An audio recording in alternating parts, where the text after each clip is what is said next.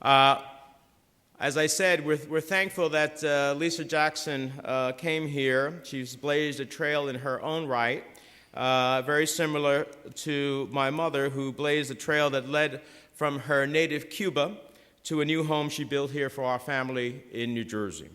She lived a challenging, long life. She worked hard at a time in America where women were still fighting for fairness, equality, and the recognition they deserve. A time when New Jersey's own Alice Paul, the renowned suffragist and author of the original Equal Rights Amendment, whom we honored last year, was still welcoming feminists and suffragists to her famed home, Paulsdale in Mount Laurel. But as we meet again during Women's History Month this year, instead of celebrating our hope to keep moving forward on women's issues, we find ourselves having to refight old battles. We find ourselves trying to keep a politically emboldened few on the right from turning back the clock on a half a century of progress on women's rights. History is unfortunately repeating itself, and ideologues nationally, and even some here in our own state of New Jersey, seem dead set on pushing a radical political agenda that I believe is anti-woman, anti-choice, and anti-progress towards real equality. And I say, as I said on the Senate floor, we will not turn back the clock to a time and place where women were not masters of their own fate. We are not going back to that time in America. If they want to visit reproductive rights and prevent women from making their own choices in consultation with their doctors, their family, and their God, then we will stand up on the floor of the Senate and make sure that they are defeated, because I don't believe that women should be pawn in a cultural war that some want to wage in this country. And we have every right, to be concerned about those who would turn back the clock, but today we're here to honor women, not to have to defend them. We're here to honor New Jersey's women who have distinguished themselves in our community. We're here to recognize the contribution of our honorees and of every woman in New Jersey who is blazing their own trail and leading the way for all of us. From the Girl Scouts, who are this year, as I said, celebrating their 100th anniversary and led the Pledge of Allegiance, to the women on my staff, who I want to thank, who have put their heart and soul into making this a great event together, along with their male counterparts who I'm sure tried to be helpful, or at least they did the best they could. So seriously, please join me in thanking the women and the staff who did such a tremendous job in bringing us all together. So today we're proud to present the Evangelina Menendez Trailblazer Award to 6 extraordinary women who have distinguished themselves in their respective fields. They represent many walks of life, but with one common goal: making New Jersey a better, safer, healthier, smarter, more caring place to live and to raise a family. Colonel Therese Bernadette Acosella, Janine Del Colli, Linda Walter Fiddle, Catherine Grant Davis, Esperanza Porras Field, and Phyllis Salway Kay. Please stand once again and be recognized, ladies.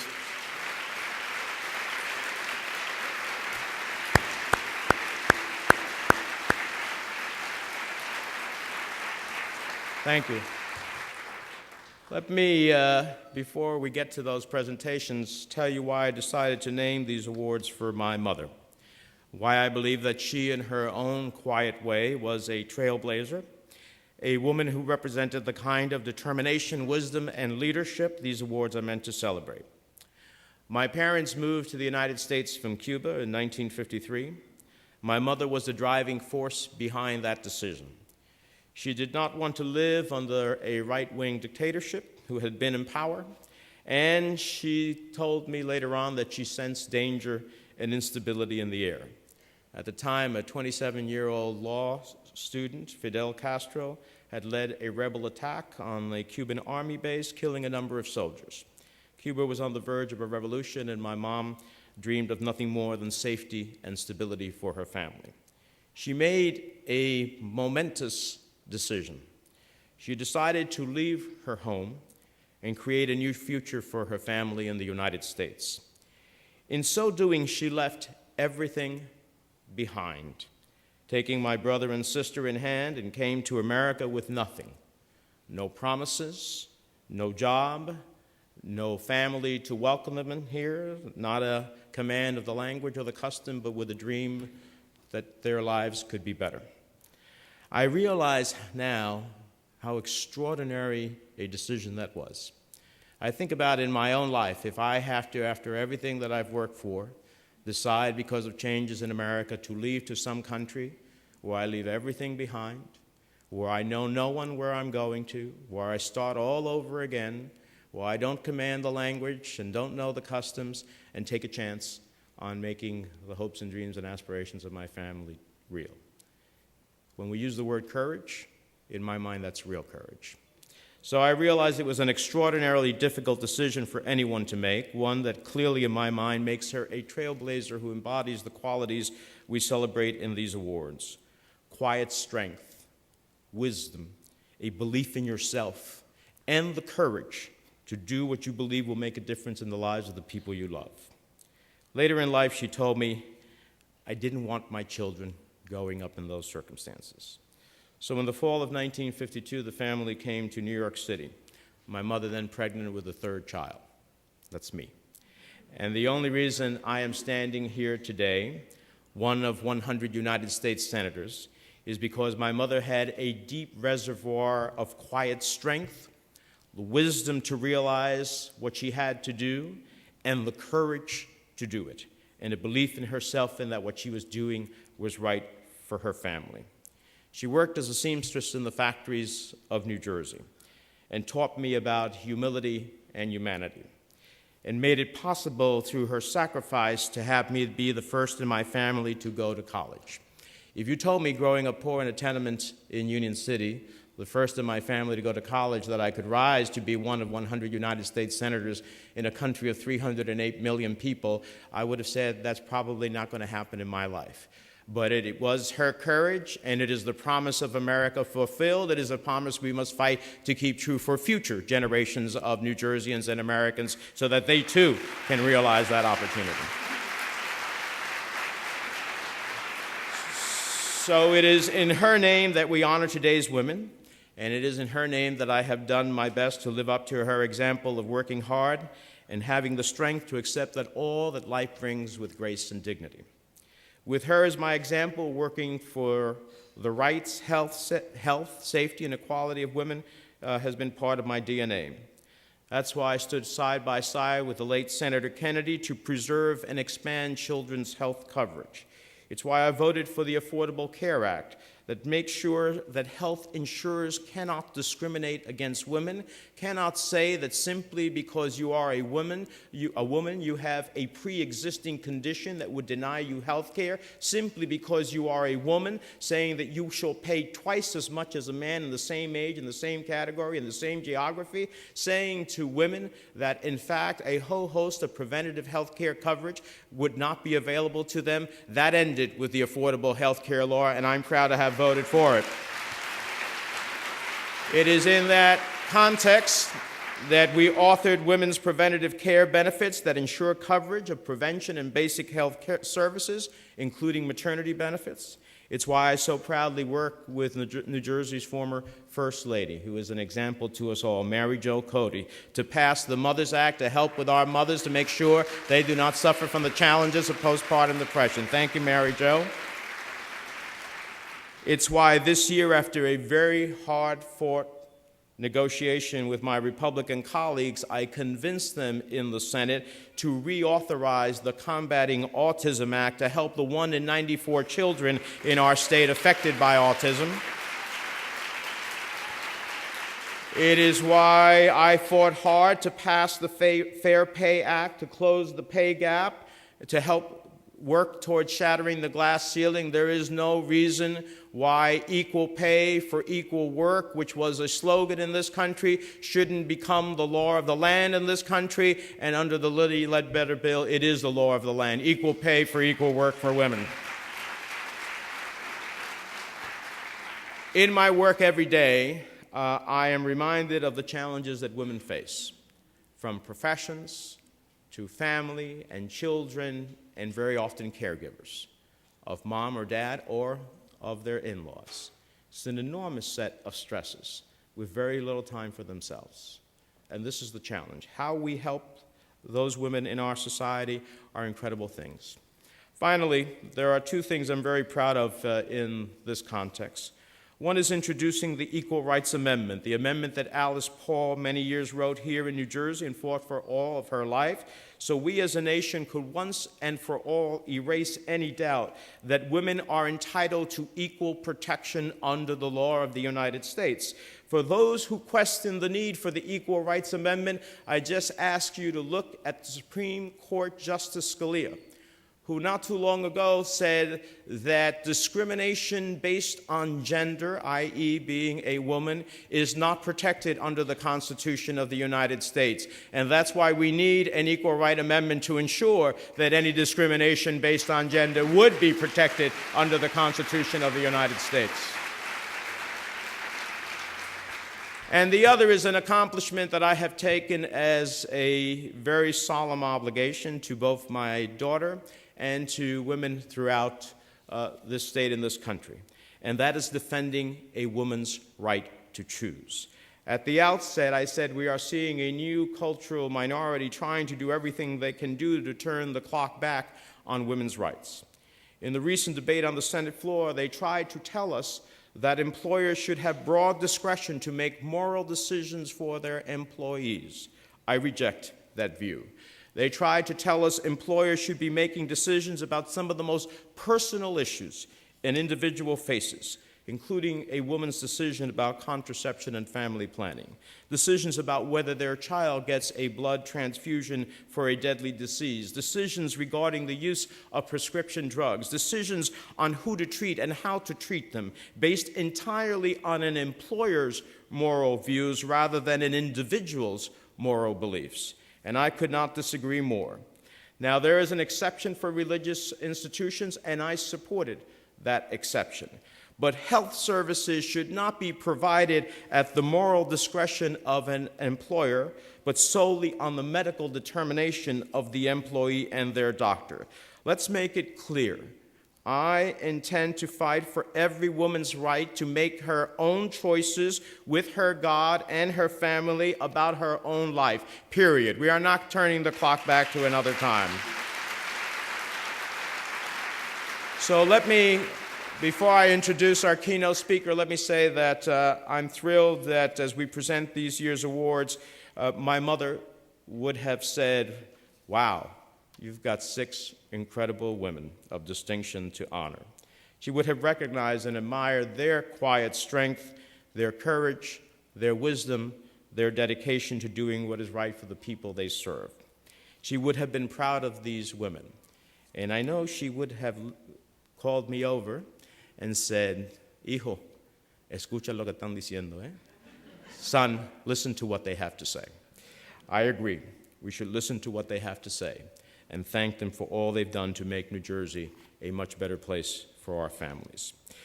With that, let me introduce a person we are honored to have as our keynote speaker. She was originally from New Orleans, but we claim her for New Jersey now, and we are proud to have her. She was selected by President Obama to lead the Environmental Protection Agency, to be America's #1 steward of our land, our water, our air, and all that is green and beautiful and necessary to protect this fragile planet we call Earth.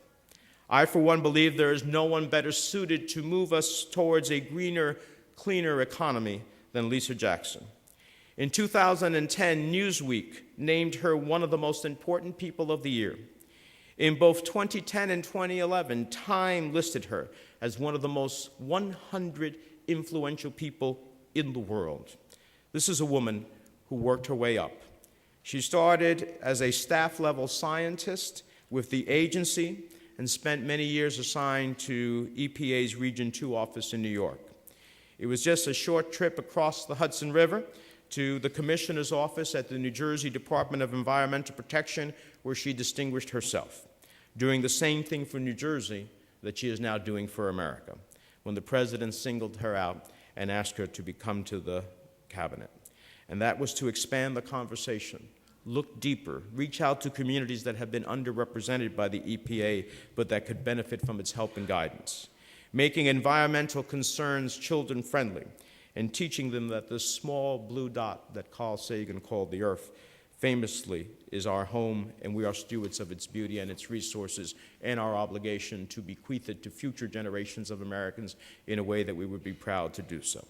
She has taken the work of the EPA into these communities, reaching seniors and lower-income communities that are susceptible to environmental and health issues. In short, she has shown us all that we are stakeholders in the environment, and we need to be part of that decision-making process. In the short time that she has been the administrator, she has earned the respect both here at home and around the world. I can tell you as a member of the Senate Foreign Relations Committee, when I engage with other parliamentarians from different parts of the world and we get to the environment, they say, Lisa Jackson. She has focused on 7 key areas and made a difference in each and every one of us. She is making sure that our future for those Girl Scouts and for our sons and daughters is one that is greener, cleaner, and that ultimately will sustain our life well into the future. She has a full agenda. She's going to be leaving from here to go to Kansas City, but we are honored that in that process, she came here to New Jersey to recognize our women of distinction. Please join me in welcoming the Administrator of the Environmental Protection Agency, Lisa Jackson.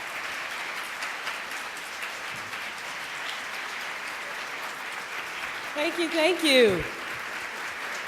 Thank you, that's lovely, thank you. Thank you, Senator. But let's get to the real awardees. I am honored to be here, though, and it's always good to be home. New Orleans is my hometown, but I lived in New Jersey and lived here longer than I actually lived at home, much to my mom's chagrin. First, let me start by thanking Senator Robert Menendez. Now, you heard him, and I'm glad you did, regale just some pieces of his extraordinary record in the United States Senate. But he left out something near and dear to my heart, which is that he, too, has been a tireless advocate. We've had over 200 votes in the Congress this year to roll back environmental laws. I'm not talking about small laws. I'm talking about things like the Clean Water Act, the Clean Air Act, foundational, especially for us in New Jersey who know what it means to have to protect and sometimes clean up our natural environment. And the senator has been a fierce champion for environmental issues. And so let me offer my thanks for that as well. Greetings to your family. Greetings to everyone here. April, good to see you again. And thank you for being here to MC tonight's event and for the example you set for so many young women every day. President Hernandez, it's good to see you again. And to our Girl Scouts and to Melva Johnson, thanks for being on the program. A special hello to all the women in the audience, but it's awesome to see so many men out to honor women. So I think that speaks volumes to what makes New Jersey very special. So let me begin by welcoming everyone and saying what happy Women's History Month, I guess. It's good to be here with women who are clearly redefining roles and opening new pathways, inspiring new generations, and moving us all forward. Let me once again also say congratulations to the women being honored here. I do have to leave to go to Kansas City, but I'll be sitting there as long as I can because I want to be able to clap for each and every one of you. By the way, my mom is not too far from Kansas City, so after hearing about your mom, Senator, I'm definitely going to enjoy the time with her. Now, our honorees this afternoon have earned recognition for excellence in teaching, for helping adults with autism, for caring for our veterans. They are leading the way in healthcare, on the economy, and in citizen engagement that strengthens New Jersey and its communities. I'm actually very glad to see such a wide range of fields represented here because you're breaking barriers and making changes in places where things absolutely need to happen in our country and in our world. And it's something that I'm happy to say, I believe from my own career and experience, that women get there first often and make the changes and lead the way. I've seen that for a long time. Now, you might have heard, I am a scientist by training. I studied chemical engineering at Tulane University and then Princeton University. And science has been one of the passions of my life. On my first day when I became administrator of the EPA, I pledged that science would take its rightful place again in terms of protecting our environment and protecting our families. Science is really our compass. It should guide each and every one of the decisions we make, not political science, science. It's at the core of our mission to protect health and the environment, which is why many people don't realize it, but EPA has the largest scientific staff of any agency in the federal government except for NASA. We'd like to catch them. It's from my vantage point as a scientist, though, that I want to give our keynote today. As a woman in a field traditionally thought of, and indeed traditionally filled with men, I have had a chance to think a great deal about the role that women can play as our presence grows and becomes more pronounced and indeed honored in different sectors of our world. There are lessons that can apply in any place where a woman or a young woman are beginning to gain a foothold in what might have been a man's world. I suspect that some of my experiences may have paralleled some of your own. So I'll tell a few stories. The one my kids roll their eyes at is that I loved math and science from a very early age, that I went to engineering school because I went to a summer camp that was giving away free calculators, and I really wanted to have one. But I went to an all-girls, Catholic high school, and it was actually very shocking to me to get to my first day at Tulane University and be confronted with the realization that I went from all women who studied science to very, very, very few. That moment, that shock of a moment when you realize throughout your academic or professional career that you really are going to be a trailblazer, maybe not by choice, but simply by demographics. I started at the EPA, as you heard from the senator, as a staff scientist. When I was a student, a graduate student, there were about 154,000 women pursuing master's degrees in science and engineering. By 2003, that number had jumped to 270,000. 50 years ago, 10% of the doctorates in science and engineering went to women. Today, that number has grown to more than 40%. I say all that because I think we see a future that's very different for scientists. I hope some of our Girl Scouts feel that way as well. This year, the winners of the first ever Google Science Fair were all young women. Young women took the top honors in all three age groups. The grand prize went to a 17-year-old for her project to improve treatment of ovarian cancer. Those are ripples in a wave, I believe. I believe each year our colleges and universities and business schools graduate another unprecedented generation of women who are eager to be biochemists or CEOs or educators. But there's so much more that we need to do when it comes to being a trailblazer. When you're first, oftentimes the success is guaranteed by just getting through. But I think what we are confronted with these days as women is, as our numbers grow, as we reach critical mass, and hopefully with defenders like the senators and his colleagues in Congress, we don't lose ground in terms of our rights and those things that are entitled to us.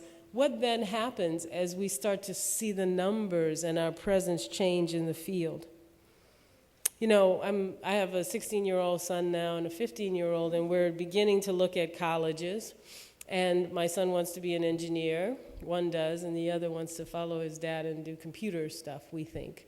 And we're going around to start to look at all these engineering schools, and especially the technical schools are still overwhelmingly male. And I ask myself all the time, why aren't there technical schools that are overwhelmingly female? Because we're beginning to see parity in terms of scientific field, young women choosing to go into scientific fields. And I think that's because for many women, and I don't know if any of you have seen this in your profession, a lot of how science is defined was defined by the fact that it was overwhelmingly, in fact, almost entirely male for such a long time. So now, as trailblazers, it's up to us to redefine our fields in such a way that they appeal to young girls so that they're not feeling like they have to join something that doesn't belong to them, but in fact, we make our own space. We make our own definition. We can have a 17-year-old who decides to study women's health issues as part of her science project, and that becomes the norm instead of something that is awarded because it's so unusual. So I really want to see those numbers go up. I really want to ensure that empowering ourselves as women doesn't mean we have to make a choice between motherhood or a career, ensuring that we have pathways, especially for the women scientists at EPA. We work hard to ensure, like I didn't, that we never have to make a choice between one way. There is no mommy track, there's a career track, and some of us happen to be parents and some of us aren't. I think those are all extremely important things.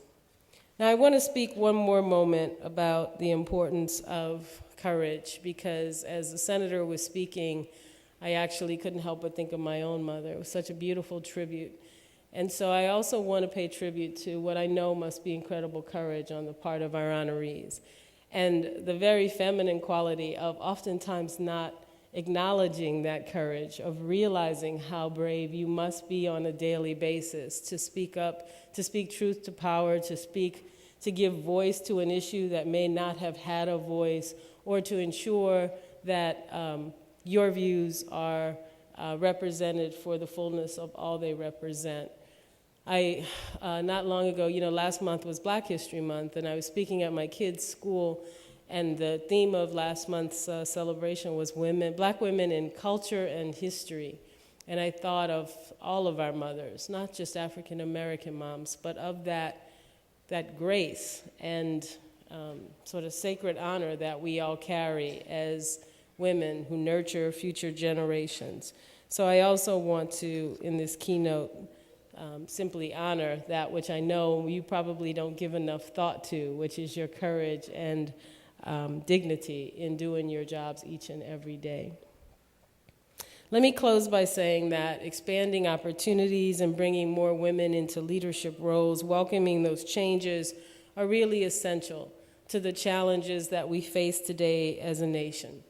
President Obama has called on us to rebuild our economy, and he uses the phrase building an economy that will last and work for each and every American.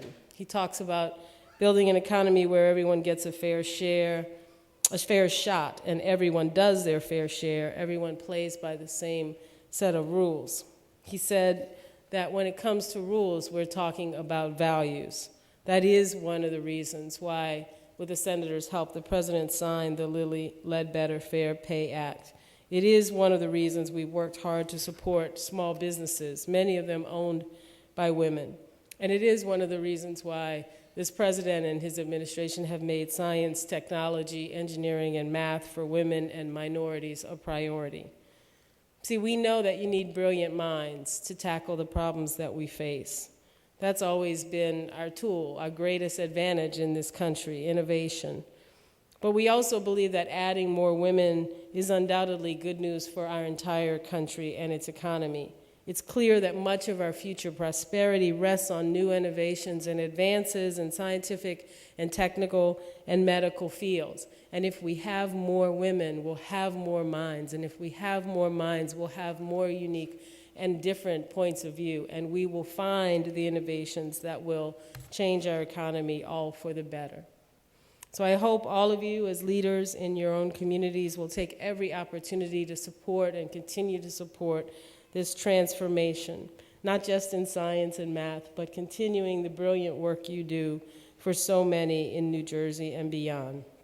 I hope you will all, in this audience, encourage your sons and daughters to consider new fields in the science and technology and math fields.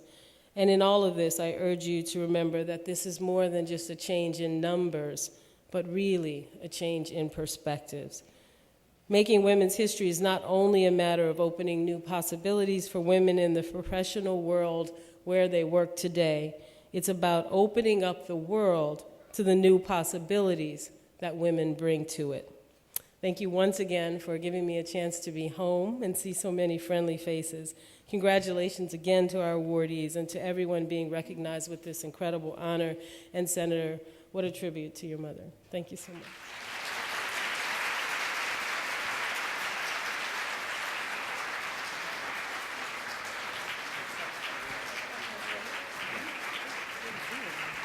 Please join me in thanking Administrator Lisa Jackson.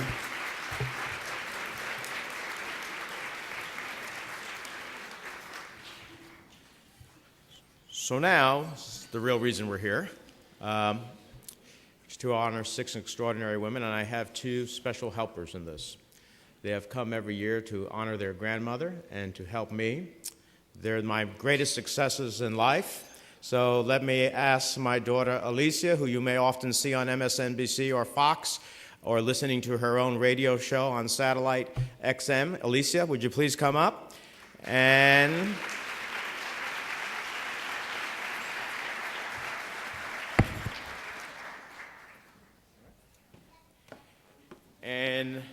my son, Rob, who is an award-winning graduate from Rutgers Law School and now a practicing attorney. Rob, you want to come up too?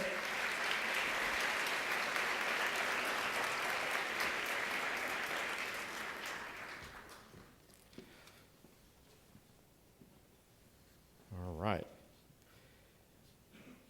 Our first award recipient is Colonel Teresa Bernadette Acasella. Colonel Acasella is chairwoman of the New Jersey Commission on Women's Veterans. And we have more women in the armed forces of the United States today than at any other time in history. Raised in Orange, New Jersey, for over 25 years, she has been a member of the New Jersey Army National Guard. She is a combat veteran of Operation Iraqi Freedom, serving with the 46th Infantry Division Support Command Medical Operations. For the last 2 years, the Colonel has put her training and experience to use as chairwoman of the New Jersey Commission on Women's Veterans. She has earned her rank and the respect of all of us in New Jersey for her service and defense of the nation, her courage, and what she's doing every day to help our young women in uniform who are returning back home from service abroad. But what she's done doesn't stop there. Prior to accepting her current position, she taught special education, teaching handicapped children for many years. She earned a bachelor's degree in psychology, is continuing her education, working towards a master's of science degree in mental health counseling at Monmouth University. Colonel Acasella is someone who never stops learning, never stops working, never stops caring, never stops believing in service to country, never stops giving back to the community. Ladies and gentlemen, join me in welcoming the Evangelina Menendez Elizabeth Trailblazer Award, Colonel Teresa Bernadette Acasella.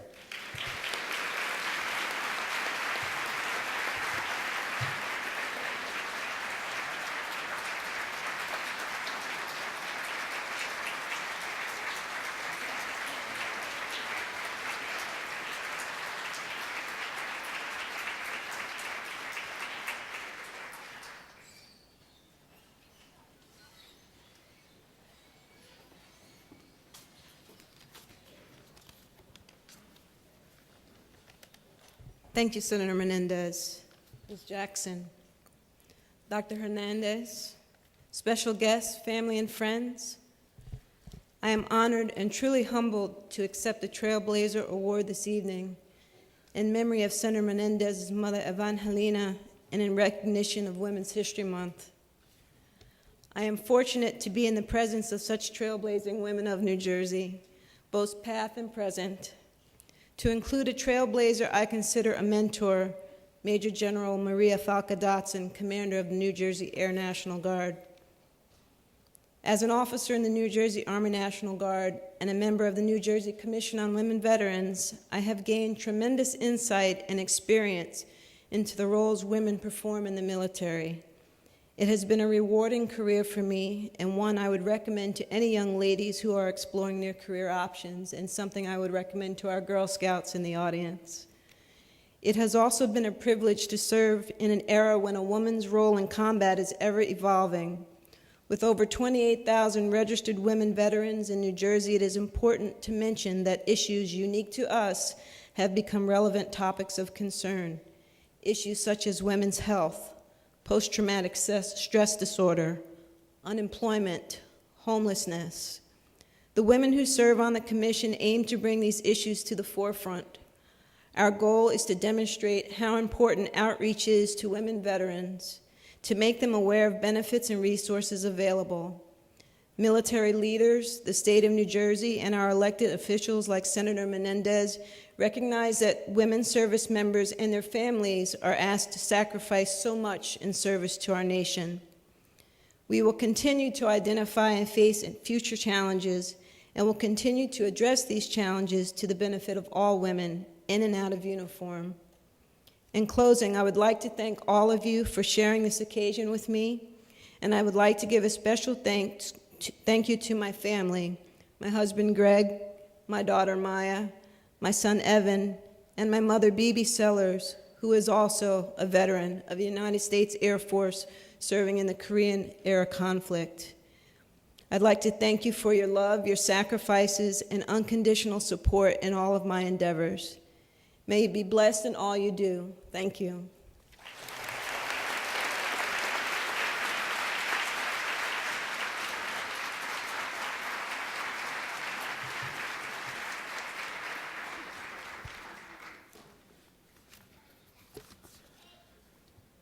It's now my pleasure to introduce our next award recipient, Janine Delcolle, New Jersey's 2011 Teacher of the Year.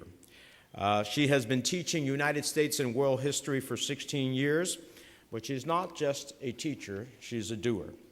She knows history not just because she prepared herself and was educated to teach it, but she has traveled the world across 5 continents, from archaeological digs in Amman, Jordan, to environmental work in Mongolia.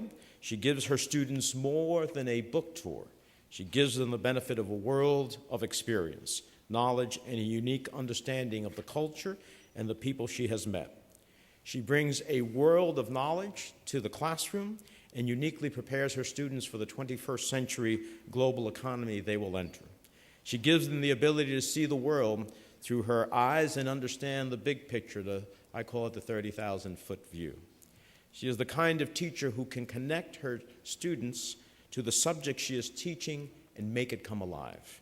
She studied in England, worked on a Bahamian reef project, mapped Native American sites in Utah, trudged through the jungles of Belize, and climbed the Great Wall of China and the pyramids in Egypt. It is no wonder that her students call her the real-life Indiana Jones. She has earned that distinction and the respect of all of us in New Jersey who want our children to be exposed to the teachers who are the best and the brightest, those who in essence are the subject that they teach. Janine is certainly among New Jersey's best and brightest. As a teacher at Burlington County's Institute of Technology, she has been named Outstanding Woman of Burlington County, has been honored for environmental leadership as part of the National Women's History Project. Ladies and gentlemen, the real-life Indiana Jones and the Teacher of the Year, and Evangelina Menendez Trailblazer Award, Janine Delcolle.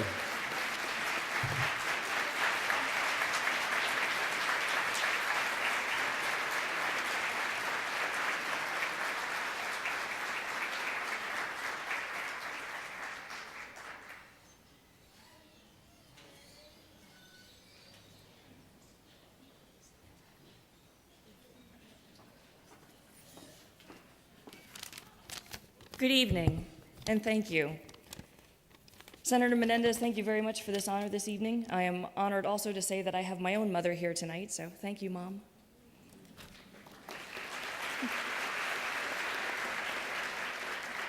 I would like to say thank you for the honor of recognizing me as a trailblazer, but if I am considered a trailblazer, it is because I stand on the shoulders of giants. Those giants are the exemplary educators who have come before me and served as the teachers, coaches, advisors for me and countless other students in the state of New Jersey. These mentors taught me lessons that were valuable both in the classroom and in life, and provided me the guidance that I needed to show me how to find the humanity in everyone. From them, I learned some of the greatest lessons in life, including the virtue of patience, teachers, you have to have patience. The value of cultivating curiosity and questioning, the power of hopes and dreams, the lesson that we are always both student and teacher, the idea that people always act the way they do for a reason, and so you can't teach them if you don't reach them. The importance of high expectations, and also that success is getting up one more time than you've been knocked down. My mentors learned these lessons from their teachers, who learned it from their teachers before them. My hope is that I am simply perpetuating the cycle so that my students and future generations will pay those lessons forward. But I'm not done yet. I intend to keep blazing trails as I advocate for the hardworking and dedicated teachers that continue to work towards providing students with the best education possible in the state of New Jersey. Like many educators in this state, I teach because it is more than what I do, it is who I am. To receive an award such as this for doing something that I love so passionately serves as an example, or what we educators like to call a teachable moment, to show that hard work pays off and dreams really do come true. Thank you very much.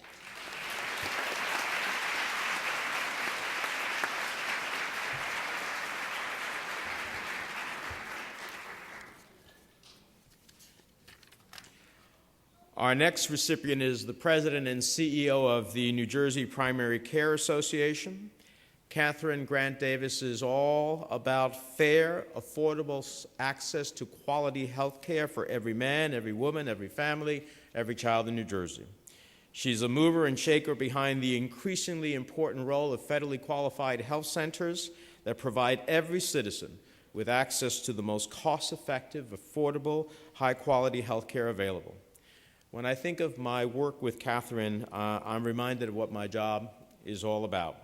When I visit these federally qualified health centers and I see children and mothers and senior citizens getting quality health care, where before the only option for them was an emergency room at a hospital, I understand what our work is all about.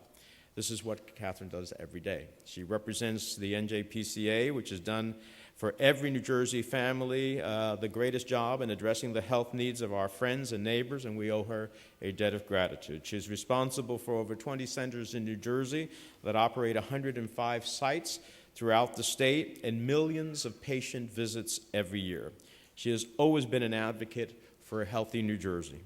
As a former chief of staff to the New Jersey Department of Health, she oversaw the development of the New Jersey Business Group on Health and new private funding initiatives like the Governor's Voluntary Pharmaceutical Initiative.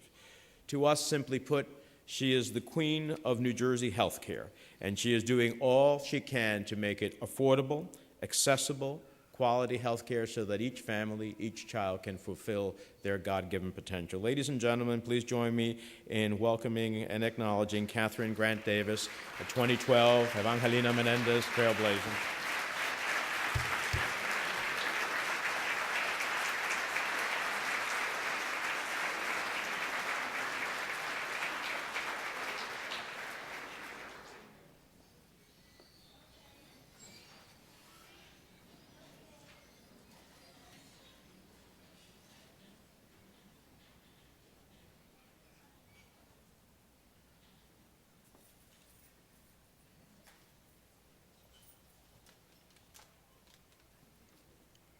Can you see me over the podium? Okay.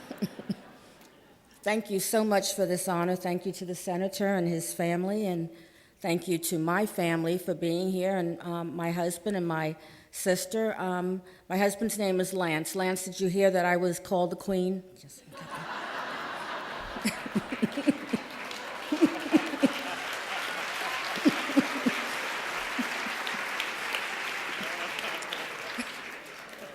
And I'm sorry that my two girls couldn't be here. I have a 29-year-old who's expecting her first child, and I'll be a grandmother for the first time. And my other daughter is serving honorably in the U.S. Navy. And when we talk about, thank you, talk about blazing trails, she is trying out to be a search and rescue swimmer. In her class, I believe there are 25 men and my daughter. So, So this is a tremendous honor, and it's for something that I truly love doing, which is ensuring that people have health care. Health care should be a right for everybody. And a lot of the areas that I see are where you have people that are homeless. We have a lot of migrants here still in New Jersey, underserved areas, people who have lost their employment. Everybody deserves to have good health, and that's something that I've dedicated myself to. And one of the models that I've lived my life by is whether the task be big or small, do it well or not at all. So I thank you for this honor, and I appreciate my family coming, as well as the senator giving me this award. Thank you.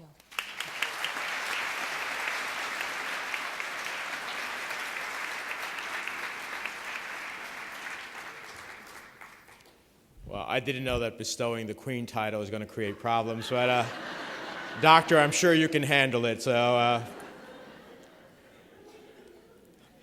our next award recipient is Linda Walder-Fiddle. She is the founder and executive director of the Daniel Jordan Fiddle Foundation, a national autism organization focused on adults in the autism spectrum. In my time in Washington, working closely with many national organizations devoted to those touched by a diagnosis of autism, I have shared the concerns of so many parents who have told me of the heart-wrenching struggles at time when the last thing they needed was anything more heart-wrenching than the challenge that they have. They shared not only their experiences with autism, but their experiences with the complexities of trying to navigate a healthcare system that too often left them feeling lost and abandoned, left alone in a maze of contradictions or just plain misinformation. And Linda and her foundation have always been there to help. Linda turned the loss of her son, Daniel, for which the foundation is named, into a national movement and effort to develop, advocate, and fund programs that create innovative ways for adults with autism, within the autism spectrum disorder, to fulfill the maximum of their God-given potential. Recently, when we were in the process of celebrating the passing of the Combating Autism Act in the Congress of the United States, the battle that I described before, Linda was a big advocate there, and she had a young man who I was so amazed. He stood alongside me at a podium and made such tremendous remarks, and he is a young adult in the autism spectrum. She has earned countless honors for her accomplishments on behalf of the autism community, including Red Book Magazine's Strength and Spirit Award, named during that period of time of one of the 5 most inspirational women in the United States. And there are many others, too many to go on to, but suffice it to say that no one who has been more dedicated in helping adults living with the autism spectrum disorder than she has. She's just an extraordinary woman with the courage to have taken a loss and transformed it into a meaningful opportunity for so many others in our country. Ladies and gentlemen, please join me in welcoming the 2012 Evangelina Menendez Trailblazer Award, Linda Walder-Fiddle.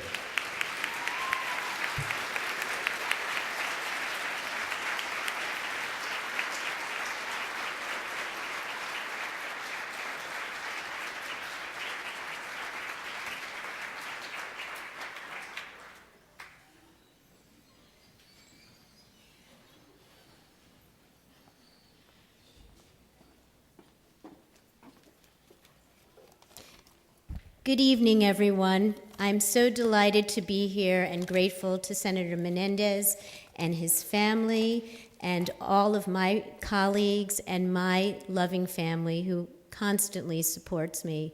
And a special shout out to my daughter Ava, who is home from college, to be here with me.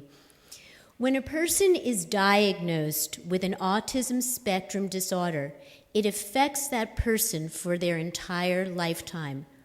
But an autism diagnosis not only affects that person, it changes forever the lives of their family, and in particular, the life of their mother. When my son Danny was diagnosed with autism at the age of 2, my life changed forever as I joined the over 1 million other mothers living daily with the challenges of autism. After Danny passed away, I was compelled as his mother to start the national autism organization that bears his name and that the senator spoke of. As his mother, I wanted to help provide for other people living with autism the most fulfilling lives possible, just as I wished for Danny. Over the past decade, I believe our organization and our devoted board of trustees has worked tirelessly to create such opportunities throughout the country, and we are pledged to continue to do so for decades ahead. Thank you, Senator Menendez, Alicia, and Rob, for this wonderful honor named for your mother and grandmother. And I would like to dedicate my recognition this evening to all of the mothers who live every day with autism. Thank you all very much.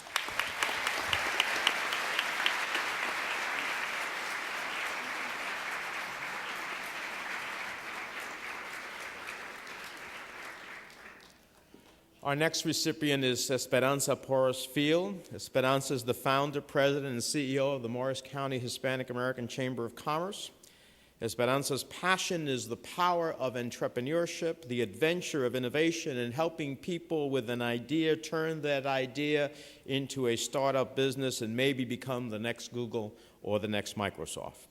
She is a leader in the business community in New Jersey, recognized around the nation as an expert in her field, as a former director of the United States Hispanic Chamber of Commerce, and chairwoman of their 2006 National Innovation Convention and Business Exposition. She has earned a reputation for her entrepreneurial spirit and expertise across the nation.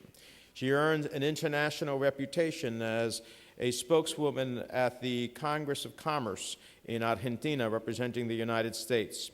She is a member of the New Jersey Association of Realtors, award winner of the President's Club and Multi-Million-Dollar Club.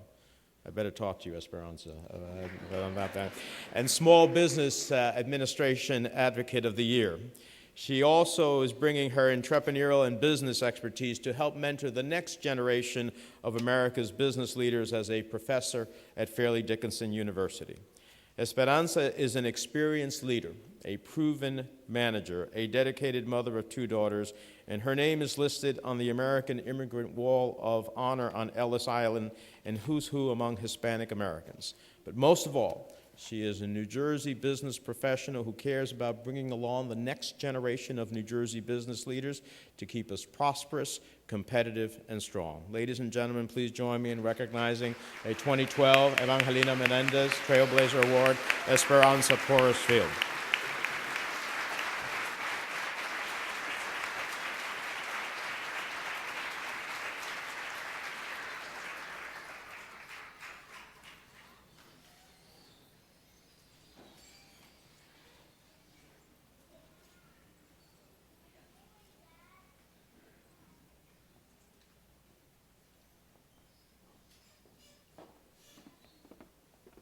Buenas noches. Buenas noches. It's sleeping, everybody. The first thing we do in the Chamber of Commerce is to get to know each other, because how are we going to do business if we don't know who we are? So can you please say hello to your neighbor first and get to know them for a minute? You have 1 minute to do that quick. So get the business card, remember? That's for the deal.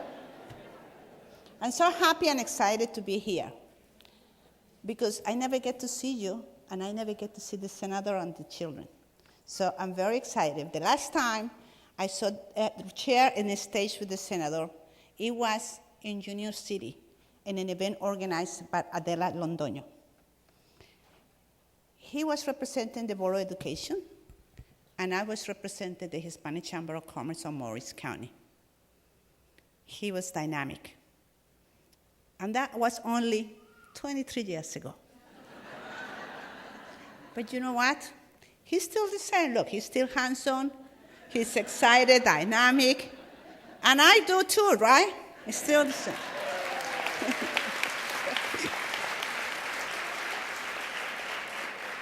But only a few changes. You see, he has a white hair. I don't. Technology is better for me. I'm the business, right? The one thing different, I still in the Chamber of Commerce, and he is my senator. I'm very proud of you, Senator. You're doing a great job. Being recognized by the Evangelina Menendez Woman Distinction Award is an honor of lifetime. My late mother, Dr. Elena Villamil de Porras, and I had the pleasure of meeting her. And today, we're playing tribute to her memory. I am humbled to receive this award along with those distinguished women that deserve this award. Thank you, Senator Menendez and family, for this great honor. My passion for the Hispanic Chamber of Commerce has been to serve the business community, create a networking economic development for entrepreneurs and others. We serve as a bridge between the public and the private sector. My appreciation today goes to my board of directors, my advisors, my corporate advisory council, the associates, the members, my colleagues of other Chamber of Commerce, my friends, especially my family and my two daughters, Hope and Christina. Without your help and support, this award will never be possible. Please stand and be recognized. Where is the board of directors? All of the board of directors? All over?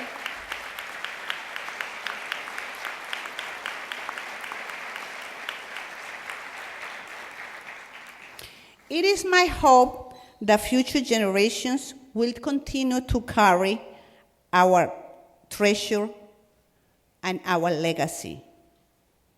I will keep this award in a special place as a symbol of distinguish. Thank you very much.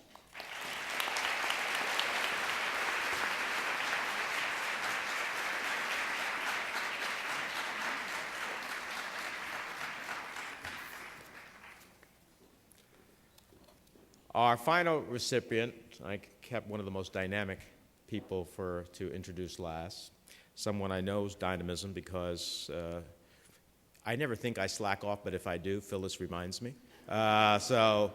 Is Phyllis Salway-Kay, the Executive Director of New Jersey Citizen Action. For those of you, I think most of us know the good work that New Jersey Citizen Action performs. We see it every day in our communities.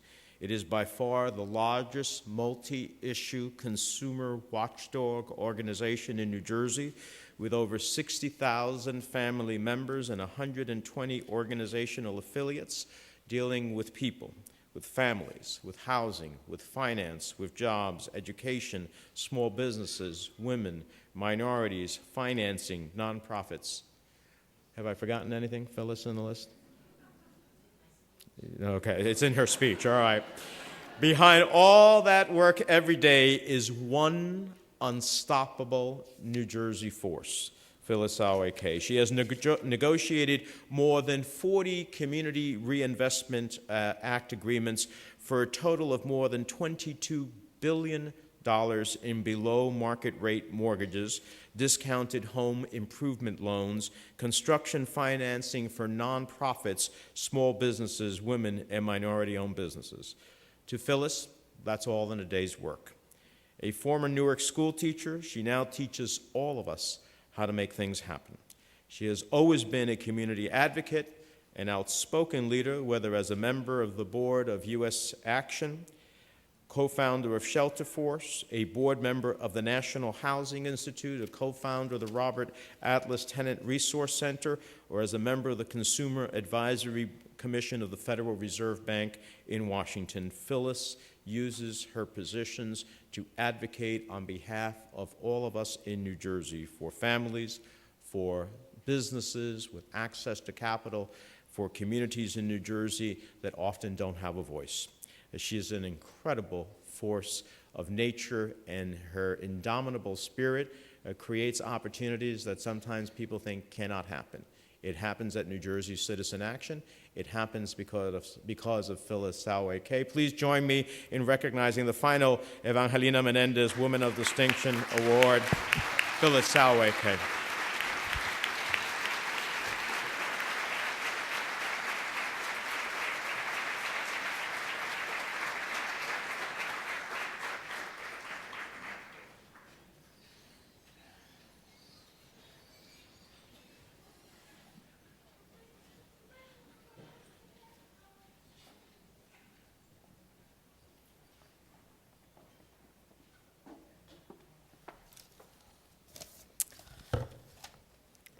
Strong women build a strong nation, and I am strong.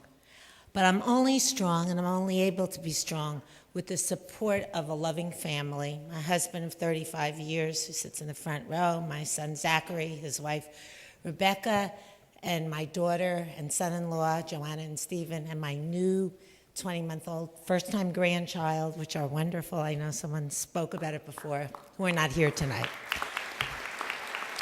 The theme of the 2012 Women's History Month is women's education and women's empowerment. Over the last 26 years, I have worked at New Jersey Citizen Action. We have increased economic opportunities for low and moderate women and families through education, training, and outreach. Our work has produced the conditions that have allowed us to make positive policy changes that affect women, while at the same time we have served over 200,000 individual women in the state of New Jersey through our direct outreach and services. All of the issues that we work on have a direct and lasting effect on women throughout the state. Without paid family and medical leave insurance, women would be left to decide whether they could care for their families or lose their jobs. Without free housing, counseling, and financial education, women lack the information they need to take control of their family's financial future. Without information on how to avoid foreclosure, housing discrimination, predatory lending, financial frauds, women are systematically targeted by unscrupulous lenders who use deceptive tactics to rob families of their hard-earned money and homes. These are just some of the programs that Citizen Action brings to the women of New Jersey. I found two different definitions of a trailblazer when I looked up what they were, what this award was all about today. The first was that a trailblazer is a person who blazes a trail, leaving markers, pathfinders, someone who's a scout and a guide. Well, my husband and my kids, they hike, they climb mountains, they wear those big shoes, and they carry backpacks. They see the waterfall and the deer and the elks. I'm a Jersey Shore girl. I sit on the beach in my chair and go in the water if it's warm enough. That's not the trail that I've chosen to blaze. The second definition of a trailblazer, and the one that I think of when I think of Evangelina Menendez, is a leader or a pioneer in a particular field who creates and builds, someone who's an innovator and a groundbreaker. This is the kind of trailblazer that Evangelina Menendez was. She came to this new country, fleeing Cuba with her family, coming to a place where she didn't speak the language and didn't have a job. She worked hard and raised her family, providing a true role model for us. Now, I don't know if she liked to hike, but she certainly blazed trails and she climbed mountains, big mountains. And I believe, as a recipient of this award and looking at the other women who are sitting here today who have received this award, that there's a lot more mountains to climb, and we need inspiration like Evangelina Menendez to show us and to help us and to guide the way. So I thank you for this award, and that I hope that I will be able to continue to do my work for many, many more years. Thank you.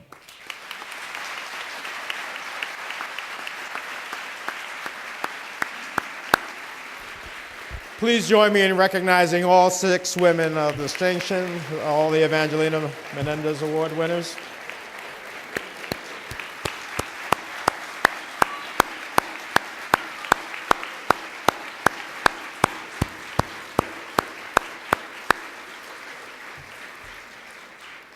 Before I turn the program back to April, my thanks to Alicia and Rob for joining me again and honoring their grandmother and these tremendous women.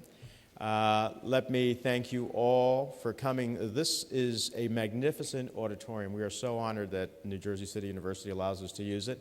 It also is very difficult to fill because of the size. And this is a tremendous audience tonight, which is a testament to the women being recognized. So thank you all for coming. And I know my mother is looking up from heaven saying, "Hijo, you did a pretty good job tonight with these women." Thank you very much.